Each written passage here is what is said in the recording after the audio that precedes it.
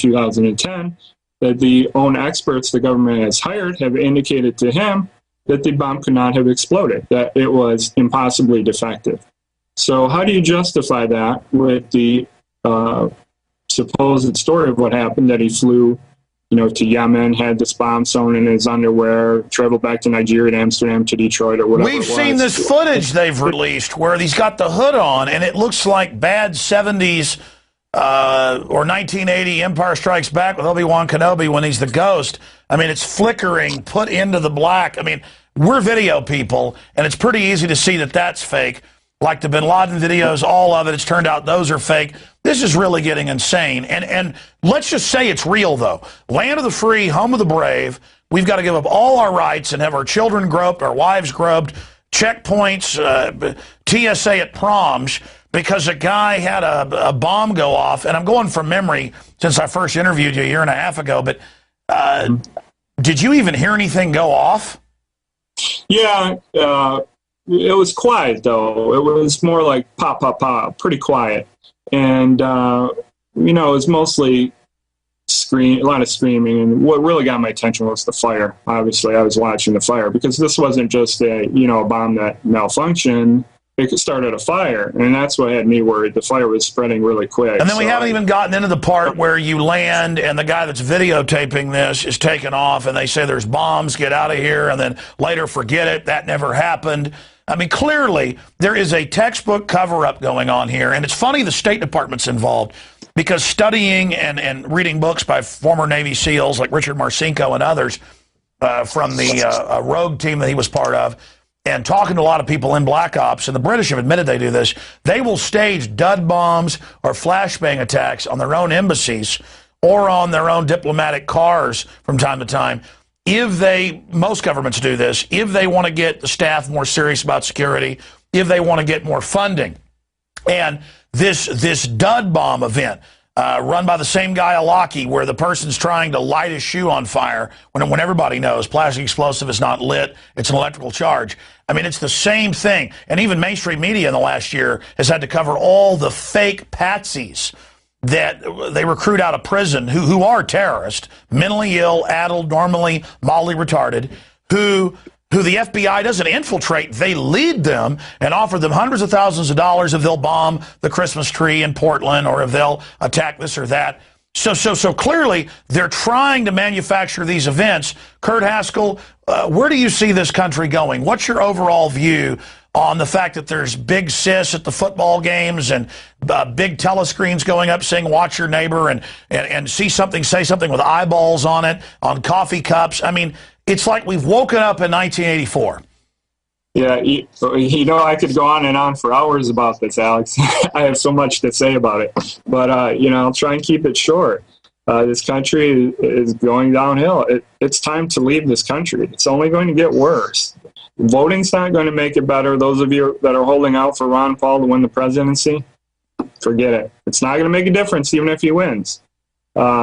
This country is not going to change. It's gone too far unless, I'm not calling for this, but I'm saying the only thing that would stop it would be an overthrow of the government, in my opinion. This country is too far gone, keeps getting worse and worse all the time. There's no stopping it. The media is complicit.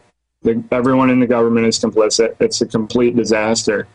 And speaking of the NFL, interestingly enough, I didn't know TSA was getting involved in the NFL, and I actually had tickets and went to the game Sunday, Kansas City Chiefs versus Detroit Lions, and I got there 17 minutes before kickoff, and I didn't get in before kickoff because of all the pat-downs that were going on. I was kind of irritated. I missed about the first 5 minutes of the game. But a point I wanted to make a minute ago, which I haven't talked to you about yet because I haven't been on your show since earlier this year, but there was a hearing I went to in the underwear bomber case on July 7th, and some pretty interesting things happened. Do we have a minute where I can get into this? Absolutely. I've been bringing up a lot of history and past stuff. You've got the last 5 minutes. You've got the floor. You're going to the hearings, and that's why you're here. Yeah. So dispensing with the background, you've been going to the hearings. You're talking to the underwear bombers, lawyers. So you're giving us breaking inside info that the national media is not covering. So, Kurt, you've got the floor. Tell us all about it.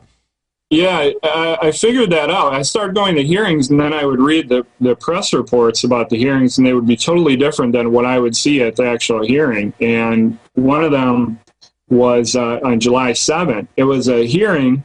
This hearing was scheduled because the standby attorney, Umar's standby attorney, asked to delay the trial. And he asked to delay the trial because he said he was just before, and this would have been in June, so we're talking 18, 19 months after the bombing. He was just given a great deal, what he called the most significant evidence of the case. And he asked for some additional time to go through it and hire experts and to delay the trial, which is set for a few days from now, starting October 4th.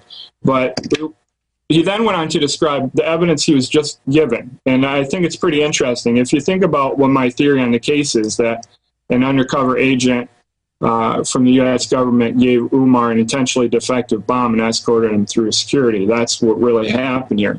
So keep that in mind with what the evidence was that he was given at the last minute. A copy of Umar's passport. He was given a disc containing a chemical analysis of the bomb. Airport security video and audio. 4 discs of DNA analysis. I'm not really sure of what, but that's what he said. And then the last one was a witness statement from I'll go over this slow because it's kind of confusing, a Dutch non-law enforcement citizen, government profiler, who talked to Umar during the time in question. So what I make out of this, Dutch, okay, non-law enforcement, okay, government profiler, kind of weird, who could this be? Psychologist. During the time in question. I think this is the sharp-dressed man, and I think the sharp-dressed man was a person at the airport in Amsterdam. They have an additional level of security, that being a security interview of some sort after you go through, metal detectors. That's Israeli style, isn't it? Yeah. So I'll repeat that again. Dutch, okay. Non-law enforcement, okay. He's not law enforcement, he's a profiler. Government profiler, okay. Who talked to Umar during the time in question. Okay. So Chambers is being dumped at the last minute, this statement from this guy, along with a passport, airport security video and audio, and a chemical analysis of the bomb. Now, why was all this evidence withheld for 18 or 19 months? To give him the least amount of time to go through it and hire experts to testify at trial over this evidence. Wait, I've got to go back, though. This is so bombshell, because This is what you said originally. Only some type of high-level security person could get someone on a plane, and going back, the gate person was arguing at first, and he basically dropped the hammer, and I'm the boss, and boom, he gets on. Only senior security could do that, and I've looked it up. You've looked it up. You're right. They have that additional HUMAT or level where a profiler can interview you, and only security could bypass and intimidate a gate person into not doing their job. You have it right there, and we know the State Department, months after you first documented it, admits that they were basically ordered to help get him through. So we have them. My God, Kurt, this is incredible, and thank God you were there. And none of it was reported in the media. But it was even worse than that, because Chambers was clearly irritated over this. He asked to delay the trial, right? And there was a whole hearing over this. But then he said, how can I even be sure I have all the evidence now, Judge? I'm going to ask that if there's any other evidence that it be turned over to me immediately so I can at least look at that before the trial. And what I would expect the government to say is, we gave you everything already. That's not what they said. What they said was, we have some other evidence that's secret. I think they said secret. I don't think they said top secret, but they said, we have some other secret evidence, and we're not giving it to you until Judge Edmonds looks at it and decides if you should have it. And Judge Edmonds then said, well, I'll look at it and I'll decide if you can have it within the next 2 weeks. Wow, so the headline should have been in the New York Times. It should have been the New York Times. Secret evidence being withheld in underwear bomber trial. Bomb, but no. It's just there's no news about this. Right. And, why, let's say, okay, you believe the official story. He's some kind of crazy lunatic Al-Qaeda guy, whatever. Why is there secret government evidence being hidden from the defense in this case? Why? It's ridiculous. It's ridiculous. Well, it's clear, Kurt. I'm going to have you on the radio / Skype as well on the daytime show 11 to 2 in the next few days. This is so incredible, and hopefully we can interview you as the trial progresses. But other bombshells from your court watching, what have his lawyers told him? Have you tried to say, hey, look for this angle? This is the MO of how they set people up. Yeah, I've met with he doesn't have a lawyer. Remember, he fired his lawyers. All he has is a standby lawyer, which is, in layman terms, it's a helper, okay? But Umar still gets to make all the decisions. So I've talked to his standby attorney, I don't know, 5, 6 different times. And I actually met with him for a few hours in his office one day. And I said, I want to make sure you know what really happened here. And this is my blog, and make sure you read all my posts and the evidence I had. And he said, yeah, we've been reading your blog, and we've been getting our defense theories on the case from your blog. So to me, that was kind of flattering. No, you were there. You're an eyewitness. Right. And he said, basically, we didn't even know some of these things. We're not getting these details from Umar. And, it gives us a whole new angle on the case. We didn't even think of this entrapment defense at all until we read your blog. But that being said, he told me that, again, standby attorney, this was 6 months ago or so, we totally expect that him and his firm would be the full attorneys on the case and not standby by the time trials happen. Now, that hasn't happened. He's still representing himself, which to me tells me one thing: he's in on this too. Now, how he became Umar, I'm talking about, how he became in on this cover-up, I don't know. But well, it's like McVeigh. I've talked to lawyers involved, experts, police. They basically told him, you do this, your whole family's dead. That's one of the oldest tricks in the book. They can also get a mentally ill person, tell them they're a secret agent, and then threaten them. I think you'll find this is basically a playbook that they follow, and when you see the telltale signs and then confirm them, there it is again.